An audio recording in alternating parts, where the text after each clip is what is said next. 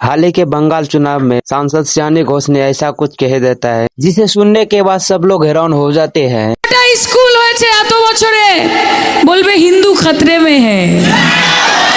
আপনারা বলুন যে কটা কলেজ হয়েছে, কত মানুষ শিক্ষিত হয়েছে, বলবে হিন্দু খতরে মে হ্যায়।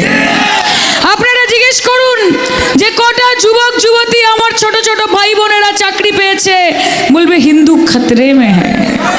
আরে আমি একটা কথা বলতে চাই, যে দেশের প্রধানমন্ত্রী হিন্দু, যে দেশের স্বরাষ্ট্রমন্ত্রী হিন্দু, যে দেশের প্রতিরক্ষা মন্ত্রী হিন্দু, যে দেশের অর্থমন্ত্রী হিন্দু, যে দেশের বিদেশ মন্ত্রী হিন্দু, যে দেশের সব মন্ত্রী হিন্দু, তারপরেও যদি হিন্দু খতরে মে হ্যায়, তাহলে আগামীকাল নরেন্দ্র মোদী এবং অমিত শাহ রিজাইন করা উচিত। যে আপনারা তো আমাদেরকে সুরক্ষা দিতে ব্যর্থ। আর সত্যি বলবো ভাই, হিন্দু খতরে মে নেই হ্যায় সেটা হিন্দু বোঝে। কে খতরে মে আছে জানেন? बीजेपी खतरे में है। अब आप लोग तो समझ ही गए होंगे, अगर समझ गए हैं तो अपना राय कमेंट में जरूर दे। धन्यवाद।